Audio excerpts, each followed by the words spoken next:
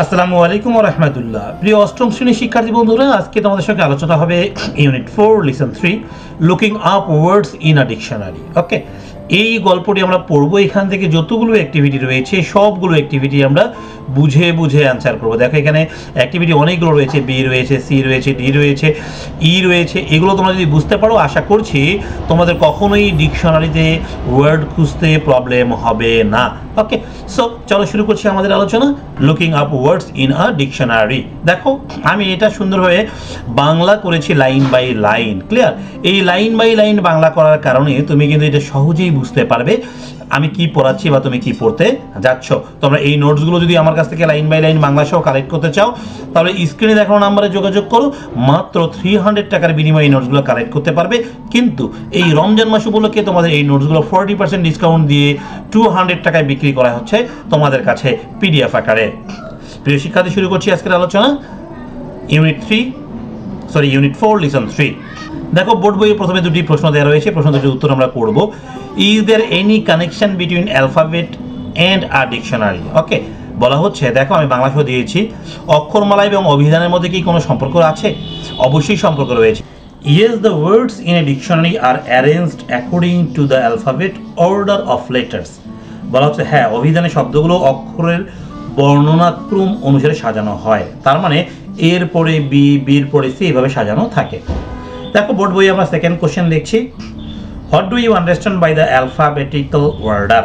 ওকে, তুমি বর্ণনাক্রম বলতে কি বুঝো? দেখো alphabetical order means arranging words based on the order of the letters in the alphabet from A to Z. আমি যেটা বললাম একটু আগেই, বর্ণনাক্রম হলো শব্দগুলোকে অক্ষরের ক্রম অনুসারে সাজানো, যেমন A 1 number, B 2 number, C 3 number, এভাবে, তাই না?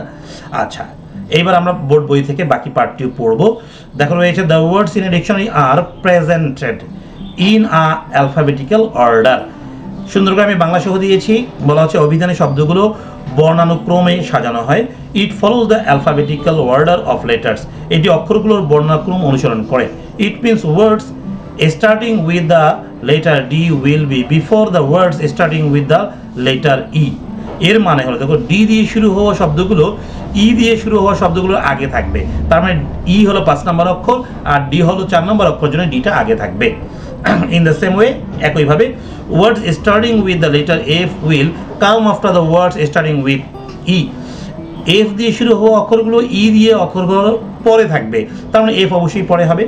Again, the words starting with the same letter are also arranged on one after another in alphabetical order in the dictionary. আবার দেখো কি বলছে, একই অক্ষর দিয়ে শুরু হওয়া শব্দগুলো অভিধানে বর্ণানুক্রম আকারে সাজানো থাকবে। যেমন বলা হচ্ছে বি দিয়ে বুক, হ্যাঁ, আবার বি দিয়ে হচ্ছে আবার বাই। এই যে শব্দগুলো আছে এগুলো সাজানোর একটা সিস্টেম রয়েছে, সেটা আমরা একটু পরে দেখছি। দেখো for example, the words drug, doctor and deep all starts with the letter D. হ্যাঁ, বলা হচ্ছে এখানকার যে শব্দগুলো রয়েছে ড্রাগ, ডক্টর, ডিপ, এগুলো সবগুলো ডি দিয়ে শুরু হয়েছে, হ্যাঁ, তাই না? The words appear in the dictionary in the drag, deep and doctor. এই শব্দগুলো অভিধানে ড্রাগ, ডিপ, ডক্টর এই ক্রমে সাজানো থাকবে। কারণ কি? To find the words with the letter, look at the dictionary page as much as you can. বলা হচ্ছে তোমাকে ডিকশনারি পেজে দেখতে হবে। কিভাবে দেখতে হবে? দেখো, while doing the activities, তুমি যখন এই কাজগুলো করবে, use a dictionary or a dictionary page as much as you can. তুমি যতটা সম্ভব হয় অভিধান বা অভিধানের পৃষ্ঠাগুলো ব্যবহার করবে। কিভাবে? দেখো আমি একটু বুঝিয়ে দিচ্ছি, তোমরা সহজেই বুঝবে। কী কী ছিল? ড্রাগ, ডিপ, ডক্টর, ডি এর পরে এ, তারপর এ কিন্তু ডি দিয়ে সবগুলো শুরু হয়েছে, তাই না? ডি এর পরে যেহেতু এ আছে, এ 1 নম্বর অক্ষর, এই জন্য ড্রাগটা আগে, ডিপটা কিন্তু পরে বসে, কারণ ই হলো 5 নম্বর অক্ষর, বুঝতে পারছো? আবার ও কিন্তু আবার অনেক দূরের অক্ষর, এই জন্য ডক্টরটা আরও পরে বসলো, বুঝতে পারছো? এইবার বোর্ড বই থেকে আমরা যদি হচ্ছে এই কাজগুলো করি, হ্যাঁ, অ্যাক্টিভিটিগুলো করি, তাহলে আমরা সহজে বুঝতে পারবো। দেখো arrange the following orders in alphabetical order. তাহলে এগুলোকে আমাকে সাজাতে হবে। দেখো ই আছে আগে, কে আছে, সি আছে, এ আছে, পি আছে, টি আছে, প্রথম অক্ষর। তাহলে এই প্রথম অক্ষর অনুযায়ী যদি সাজাতে চাই, তাহলে সবার আগে কিন্তু আমার আর্ট কথাটা আসবে। কোনটা আসবে? আর্ট। চলো দেখি আমি সাজিয়েছি কিভাবে। সবার আগে দেখি, যেমন আর্ট, ওকে, প্রথম অক্ষর এ দিয়ে, তারপরে সি দিয়ে রয়েছে কালচার, এ সি, ই কিন্তু আরো দূরে, এফ কিন্তু আরো দূরে, এইচ আরো দূরে, আই আরো দূরে, কে আরো দূরে, পি আরো দূরে, টি আরো দূরে, ওয়াই শেষে একদম, তাই না? তাহলে এইভাবে সাজানো হলো, কি বুঝতে পারছো ব্যাপারটা? তার মানে এর পরে বি আসবে, বি নাই যেহেতু সি আসছে, সি এর পরে ডি আসবে, ডি নাই যেহেতু ই আসছে, ই এর পরে এফ আসছে, জি নাই যেহেতু এইচ আসছে, এইচ এর পরে আই আসছে, জে নাই যেহেতু কে আসছে, এইভাবে বুঝতে পারছো ব্যাপারটা? প্রিয় শিক্ষার্থী, এইবার আমরা দেখবো সি নাম্বার যে কাজটি রয়েছে এটি করতে পারি কিনা। সবগুলো কিন্তু এস দিয়ে দেয়া, দেখো এস এস এস এস, তাই না? এটা যদি শিখতে পারো আমার মনে হয় যে তোমাদের আর কোনো প্রবলেম হবে না। চলো আমি দেখিয়ে দিচ্ছি এটা। এই যে আমি দেখো অ্যান্সারগুলো করেছি, তোমাদের এখানে মোট কয়টা ওয়ার্ড ছিল একটু দেখে নাও। 2 4 6 8টি অ্যান্সারও আমি কিন্তু এনেছি কয়টি, 8টি। 2 4 6 8টি, ঠিক আছে। তারপরে কাকে দিলাম, কেন দিলাম, এটা তোমাকে বুঝাবো আমি।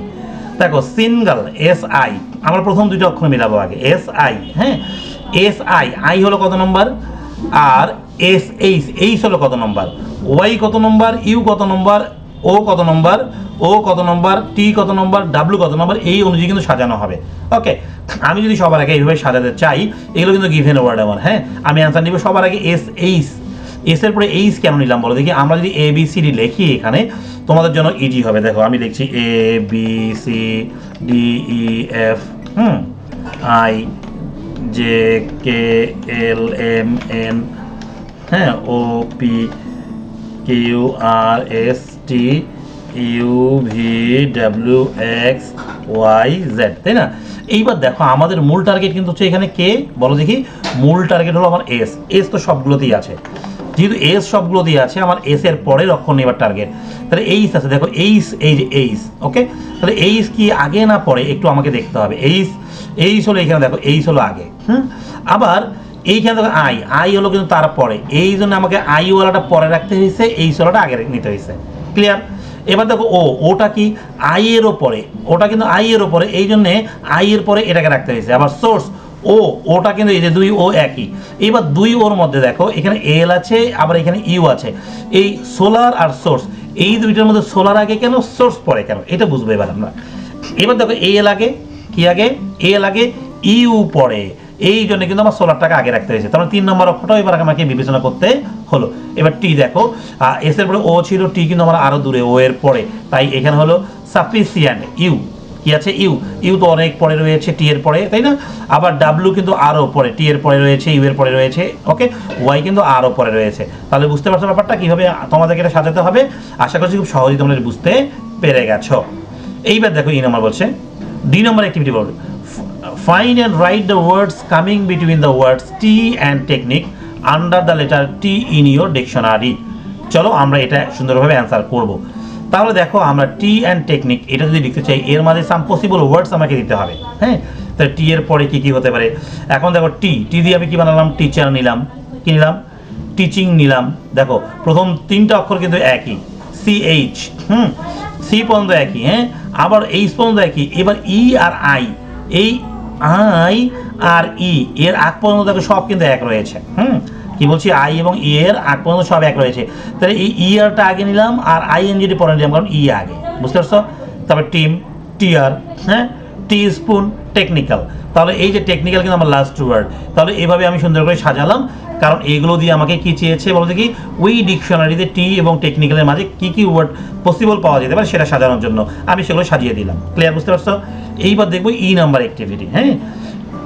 Show in which order are following words are arranged in lesson 3।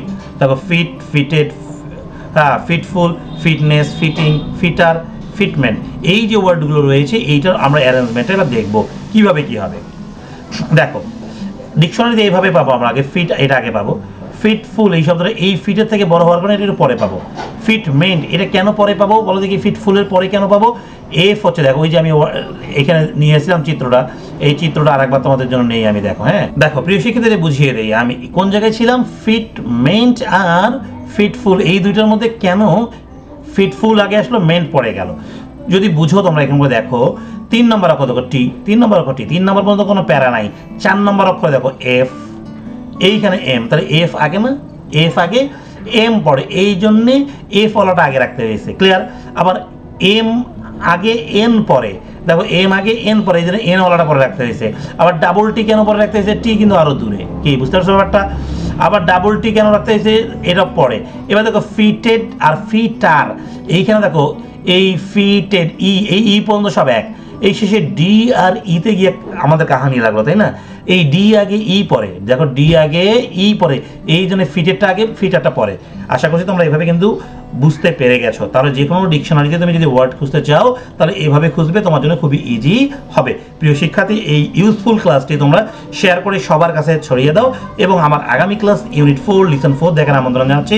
সেই সঙ্গে আগামী সপ্তাহ থেকে তোমাদের গ্রামার ক্লাসগুলো রেগুলার পাবে ইনশাআল্লাহ। প্রিয় শিক্ষার্থী, আজকে বিদায় নিচ্ছি, আল্লাহ হাফেজ।